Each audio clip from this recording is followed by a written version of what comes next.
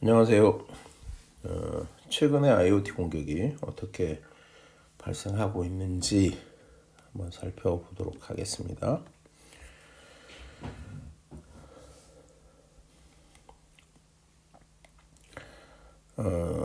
최근에 IoT 디바이스에 대한 공격의 대부분은 IoT 보안 상태를 점검하는 거죠.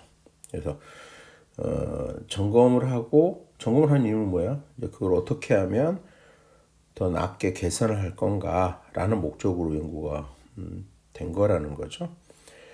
그래서 결국은 이런 점에 문제가 있군요라고 하는 것에 따라서 그렇다면 당연히 그것들을 개선하려고 하는 그런 그 노력들을 이끌어낼 거다라고 하는 거죠. 당연히 이것들은 어떤 특정한 목적을 갖고 연구가 됐기 때문에 누가 주로 했겠어요? 화이트 햇, 그레이 햇 해커들을 이용해서 이런 일이 진행이 되어졌다는 거죠. 결국은 이제 이런 작업들을 했을 때 그 IoT 장비를 만들어낸 이 제조업체들에게는 그 대응 방법을 찾고 그다음에 대응하기 위한 어떤 솔루션들, 기능들을 탑재하라는 그런 형태가 되겠죠. 근데 제조업체 입장에서는 그게 좋을까요? 그죠. 그걸 해야 된다고 생각하는 기업 입장에서는 너무 고맙겠지만 굳이 그 발생할 확률도 많지 않은데 그것을 위해서 우리가 많은 돈은 또는 특정한 노력들을 통해서 그걸 개선해야 되느냐 이런 불만들을 토로할 수도 있습니다. 그래서 실질적으로는 이런 문제가 있으니 이렇게 개선해서 제품을 출시할 것을 공고한다 이랬을 때 거꾸로는 왜 그런 결함을 찾아내가지고 우리를 귀찮게 하느냐 이렇게 쉽게 얘기하면 이제 이의를 제기하는 또는 이제 법원에다가 이제 고소를 한다 그래야 될까요? 이런 일들도 발생을 하고 있죠. 우리 전에 봤었던 찰리 밀러하고 크리스 발라색이 연구를 했던 지프 체로키의 그 원격 조정, 원격 제어하는 그런 거 보셨잖아요. 그래서 그런 것들이 결국은 제조업체에게는 그게 불가능하도록 하는 이제 그런 작업들을 해야 되겠죠. 특히 자동차 같은 경우는 그런 것들을 특정 차에 대해서 이러이러한 조작이 가능하다는 걸 보여주면 안 고칠 수가 없겠죠. 생명으로 직결되는 문제라서 그렇죠. 자, 앞에도 나왔었던 얘기인데 다시 한번 얘기를 하죠. 무선 정찰, 블루투스를 켜서 주변을 한번 쭉 훑어봐도 어떤 장비들이 있는지, 어떤 폰들이 주위에 있는지, 쉽게 얘기하면 안드로이드 폰 몇 개나 있는지 이런 거 알 수 있잖아요. 그런 것부터 시작해서 그다음에 AP, 워드라이빙 이런 거 우리 생각해 볼 수 있다라 그랬어요. 이런 것들을 통해서 뭘 할 수 있느냐? 그러니까 그 프로토콜이 가진 특정한 문제점을 공격해 볼 수 있다라고 하는 거죠. 예를 들어서 우리 IoT 시스템은 우리 앞에서도 보았었는데 굉장히 많은 다수의 뭘 이용해요? 무선 네트워크 프로토콜을 이용을 합니다. 그렇죠? 굉장히 많은. 근데 이 무선 네트워크 프로토콜들이 보안에 취약할 수 있다는 거죠. 대표적으로 여기 지금 직비를 써놨는데 지그비라고 읽는 분도 계시고 직비라고 읽기도 하는데요. 이 프로토콜 자체가 프로토콜상의 보안 취약점이 있어요. 그래서 만약에 어떤 그 네트워크 환경 무슨 네트워크 환경 쓴지를 보고 직비를 쓰고 있다. 그러면 이 직비의 프로토콜의 취약성을 이용을 해서 그 IoT 장비를 핸들링할 수, 조작할 수 있는 가능성이 생긴다는 거죠. 그래서 이 작업들은 굉장히 중요하다는 거고 밑에 한번 체크를 해보시면 선택한 프로토콜의 한계가 존재할 수 있다는 거예요. 앞에서도 얘기했지만 직비도 연결 세션 설정할 때 문제가 있는데 예를 들어서 TCP/IP 같은 경우도 처음에 연결 설정할 때 그 3-way 핸드쉐이킹이란 방법 그게 한계성이잖아요. 지금 어쩌다 보니 TCP/IP가 사설 표준이 됐고 계속 쓰고 있잖아요. 그러다 보니까 고치지 못하고 그냥 갖고 있는 거예요, 그죠? 그래서 그 한계를 이해하는 것이 안전한 시스템을 만들기 위한 또는 유지하기 위한 거라는 점에 대해서 이해를 하셔야 된다 이렇게 얘기를 하고 있습니다. 그 다음에 굉장히 중요한 것 중에 여기서 이제 IoT에서의 물리적 보안이라고 하는 걸 얘기해요.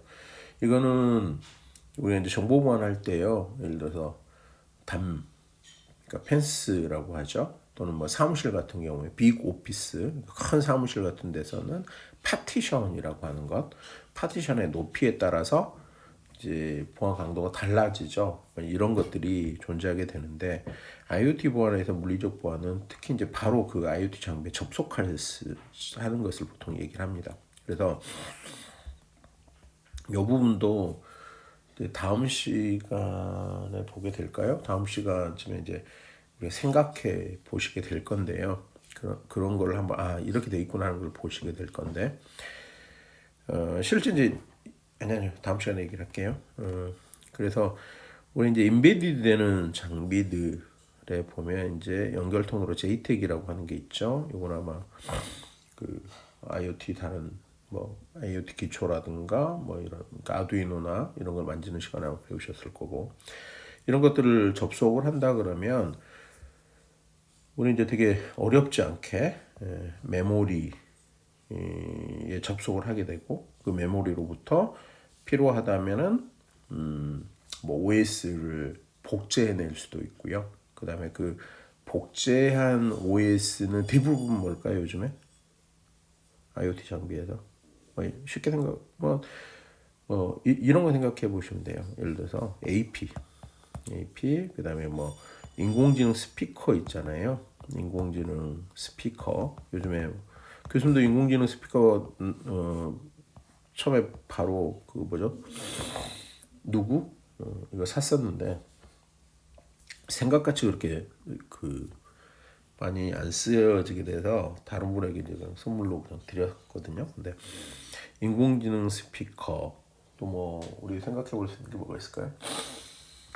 뭐 이런 장비들이 실제로 따서 이렇게 체크를 해보면 OS가 다 거의 다 리눅스거든요. 그래서 리눅스를 OS를 통으로 받을 수가 있어요.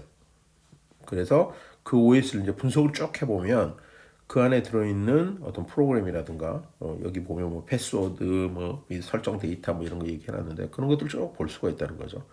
그런 것들을 바꿔버릴 수 있는 거죠. 다른 식으로 보면 인공지능 스피커를 우리가 물리적으로 접근이 가능하다면 그러니까 내가 사용한 인공지능 스피커를 누군가가 접속을 해서 그거를 이렇게 열어서 방금 얘기했던 것처럼 프로그램을 바꿔버리면 그 인공지능 스피커는 그 쉽게 얘기하면 그 필요할 때만 내가 부를 때만 나와야 되는데 근데 우리 일상에서 얘기하고 있는 모든 소리를 어느 곳으론가 흘려보낼 수 있다라고 하는 거죠. 이런 점들이 존재할 수 있다는 겁니다. 다음에도 이게 될 건데 읽어보시면 그런 내용 되겠습니다. 그 다음에 그 애플리케이션 보안 공격에 대해서 얘기를 하고 있는데요. 이 애플리케이션이라고 하는 거는 이제 주로 어디에 탑재되죠? 엔드포인트에 탑재되죠. 어렵게 생각하지 마시고요. 서버가 있고요. 그 다음에 어떤 단말이 있을 수 있죠.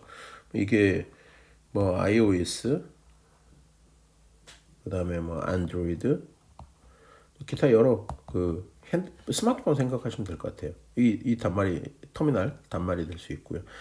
서버 쪽도 당연히 뭐 DB부터 시작해서 여러 어플리케이션들이 존재할 수 있겠죠. 그러니까 이쪽에 대한 공격들에 대해서 얘기를 하는 부분이 되겠습니다.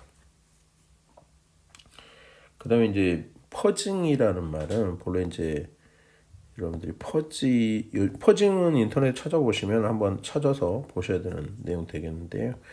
퍼지라는 말이 요 말로 달면 저는 대충 아실 수 있을 것 같아요.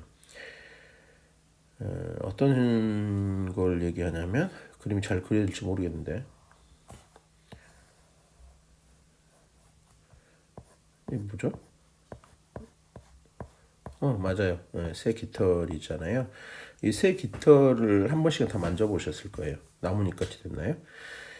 요 경계 있잖아요. 이 경계를 거꾸로 이런 방향으로 이렇게 하면 어떻게 되죠? 이렇게 벌어지죠. 근데 다시 요렇게 이렇게 쉽게 이쪽부터 이렇게 쭉 이렇게 훑어가면 어떻게 되죠? 하나처럼 딱 되잖아요. 새 깃털이. 그렇죠? 이렇게 펴면 다 뜯어지는데 다시 또 이렇게 연결이 좀 되기도 해요. 그래서 이새 깃털의 이 경계 부분을 얘기를 합니다. 퍼즐란 말이. 그래서 무슨 뜻이냐면 붙어 있는 것도 아니고 떨어져 있는 것도 아니야. 결국 애매모호하다는 뜻이죠. 애매모호하다는 그런 뜻을 퍼즐이라고 하는 말이 가지고 있는 건데요. 근데 이 퍼즐 시스템은 AI 인공지능에서도 기본적인 개념들로 사용이 되기도 했고요. 여기서 얘기하는 퍼즐은 이 어플리케이션을 공격하기 위해서 딱히 이거다 싶은 데가 아닌데 그냥 임의로 찔러보는 거예요. 그게 가장 쉽겠다. 그러니까 임의로 이렇게 한번 이렇게 툭툭 건드려봤더니 문제가 생기는 거예요. 어떤 문제점이 있는 거예요. 이런 것들을 해서 그 어플리케이션의 공격점을 찾는 걸 얘기를 합니다. 우리 여러분들 프로그램 짤 때 이런 거 생각해 보실 수 있잖아요. 예를 들어서 1부터 10까지의 정수를 입력을 받아요.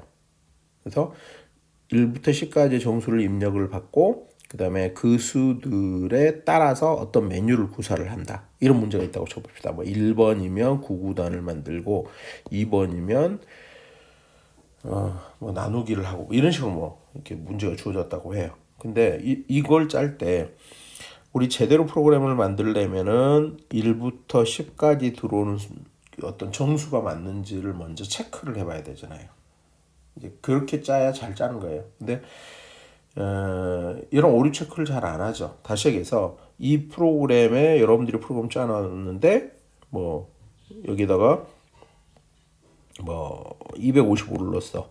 그랬더니 숫자가 입력이 돼버려. 그래서 엉뚱한 결과가 나와버려. 뭔가 수행이 돼버려. 그러면 안 되는 거죠. 이런 걸 퍼징이라고 얘기를 합니다.